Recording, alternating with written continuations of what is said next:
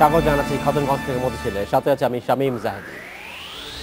সরবরাহ স্বাভাবিক থাকায় বাজারে মশলার দাম স্থিতিশীল আছে বলছেন ব্যবসায়ীরা। ঈদের আগ পর্যন্ত এসব পণ্যের দাম স্বাভাবিক থাকবে বলেও জানিয়েছেন পাইকারি বাজারের ব্যবসায়ীরা। আজ আমাদের আলোচনার বিষয় ঈদে মশলার বাজার। এই নিয়ে আলোচনা করতে আমাদের সাথে স্টুডিওতে রয়েছেন মৌলভীবাজার ব্যবসায়ী সমিতির সাধারণ সম্পাদক জনাব গোলাম মাওলা এবং মশলা পণ্য আমদানিকারক মোশাররফ শিকদার। তবে মূল আলোচনা যাবার আগে দেখে নেব একটি প্রতিবেদন। বরাবরই যে কোনো উৎসবকে ঘিরে আনুষঙ্গিক পণ্যের দাম ওঠানামা করে বাজারে, আর এতে ভোগান্তিতে পড়েন ক্রেতারা। তবে এবার অনেকটাই স্বাভাবিক আছে মশলার বাজার। গেল কয়েক মাস ধরেই বিভিন্ন ধরনের মশলার দাম তেমন বাড়েনি বলে দাবি করছেন ব্যবসায়ীরা। এছাড়াও দেশের বড় পাইকারি বাজারগুলোতে মশলার যথেষ্ট মজুদ রয়েছে, আর এ কারণে এবার ঈদে মশলার দাম ক্রেতাদের নাগালের মধ্যে থাকবে বলে মনে করছেন ব্যবসায়ীরা। দারচিনি, এলাচি, জিরা, লবঙ্গ, গোলমরিচ সব জিনিসের দাম কম, চাহিদার থেকে অনেক বেশি, এবং আশা করি আমাদের আগামী কোরবানিতে কোনো রকম ঘাটতি পড়বে না কোনো মালেই। আমদানিকারকরা বলছেন সীমান্ত দিয়ে অবৈধভাবে বেড়েছে মশলার আমদানি, তাই ক্ষতির আশঙ্কা রয়েছে তাদের। পর্যাপ্ত পরিমাণ মাল আছে, কোনো বাড়ার কোনো চান্স নাই। এখানে ইন্ডিয়ান মাল যেভাবে সয়লাভ হচ্ছে, এই জন্য আমরা বন্দরে দিয়ে যে মাল আসে, ইম্পোর্টের যে মাল আসে, ওই মালে আর ইন্ডিয়ান মালে নিম্নত 100 থেকে 50 টাকার ডিফারেন্স থাকে।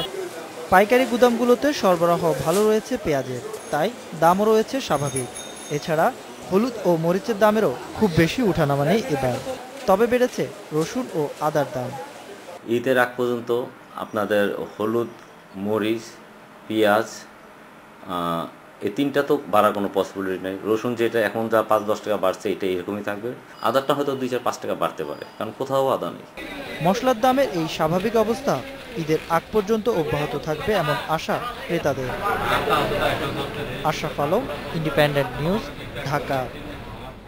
দেখলাম প্রতিবেদনটি আমরা জনাব গোলাম মাওলা এবং জনাব মোশাররফ শিকদার, আপনাদের স্বাগত জানাচ্ছি এই অনুষ্ঠানে। কেমন আছেন আপনারা? জি ভালো। আজ আমরা আলোচনা করব মশলার বাজার নিয়ে। জনাব গোলাম মাওলা, প্রথম প্রশ্ন আপনার কাছে করতে চাই যে বাজার আসলে এইটা আসলেই যেটা আমরা জানি যে মশলার দাম বেড়ে যায়, তো এই বছর আপনারা বলছেন যে দাম স্থিতিশীল রয়েছে এবং এটা ঈদের সময় এটা হেরফের হবে না। আসলে আপনি কতটা আশাবাদী, কেন এই আশাবাদ করছেন আপনারা? গত 13 তারিখে বাণিজ্য মন্ত্রণালয়ে আমাদের বাণিজ্য সচিব এবং বাণিজ্য মন্ত্রী মহোদয়ের সাথে আমাদের একটা আলোচনা হয়েছে। হ্যাঁ, সেই মিটিংয়ে আমি উপস্থিত ছিলাম। তো মশলা আমদানিকারক সমিতি জয়েন্ট সেক্রেটারি সাহেব ছিলেন।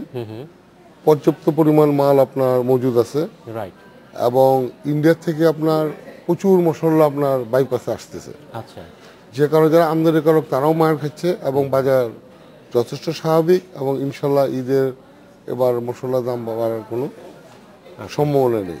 আমাদের মশলাটা দুই প্রকার, একটা হলো আপনার ড্রাই মশলা, যেটা বলে লবঙ্গ, এলাচি, দারচিনি, জিরা।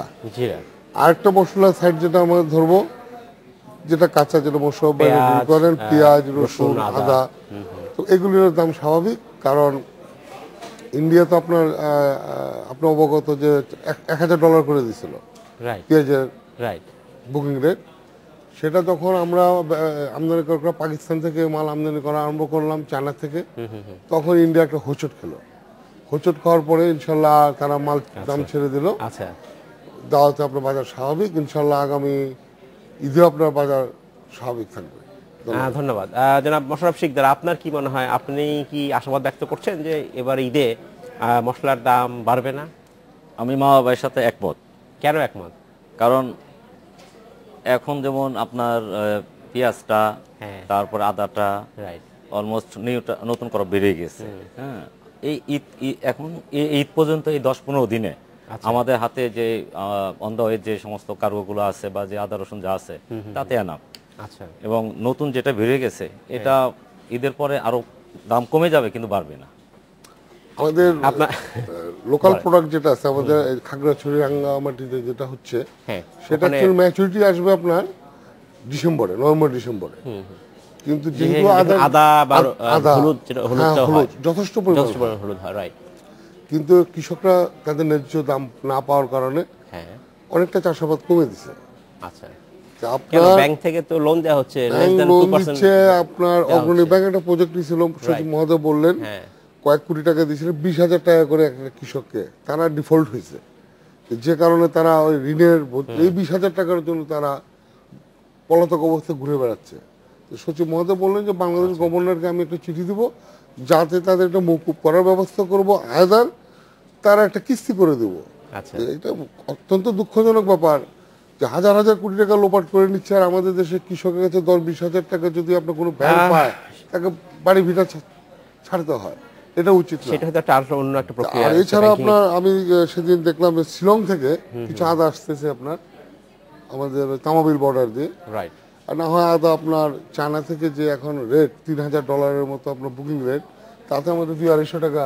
চায়না এবার অনেক হাই রেট, চায়না আপনার 3,000 থেকে কিছু ইন্দোনেশিয়া থেকে $3200 চলতেছে। আর কেরালার আদা ম্যাচুরিটি হয় নাই, তবুও আপনার যেহেতু দাম বেশি অনেকেই ইম্পোর্ট করতেছে, তা আশা করা যায় আদার বাজার স্বাভাবিক কম থাকবে। থাকবে। ধন্যবাদ। জনাব মোশাররফ, আপনার কাছে একটা জিনিস জানতে চাই, যেটা বাজারে আমরা যদি খুচরা বাজারে যাই, যেটা অভিযোগ থাকে যে আমাদের কিছু করার নাই, পাইকারি বাজারে দাম বেশি, আমাদের বিক্রি করতে হচ্ছে। আমরা যখন পাইকারি বাজারে আপনাদের সাথে কথা বলি, যারা আপনারা রপ্তানি আমদানি করেন, তারা তখন বলেন যে আপনারা যে আমরা কিছু করে, এটা খুচরা পর্যায়ে যাচ্ছে।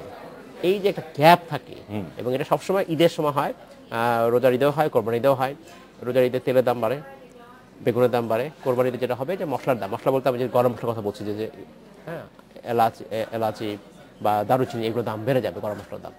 তো এটা আমার সংখ্যা বা অনেকের সংখ্যা হয়তো আবারও বাড়বে, তখন আসলে এটা আমরা অতীত দেখছি এবং এটা নিয়ে আমরা মন্ত্রণালয়ে একাধিকবার আলোচনা করেছি। হ্যাঁ, সেটা হয়েছে যেমন আমাদের হোলসেল মার্কেটে রাইট, দেখা যাচ্ছে সকালে আপনার 10 টাকা কিলো 10 টাকা কেজিতে কমে গেছে, হ্যাঁ, কিন্তু ওইটা খুচরা বাজারে ওইটা সাথে সাথে এফেক্ট হয় না, ওইটা দেখা যাচ্ছে যে না, ওইটা কোনো এফেক্ট পড়ে না।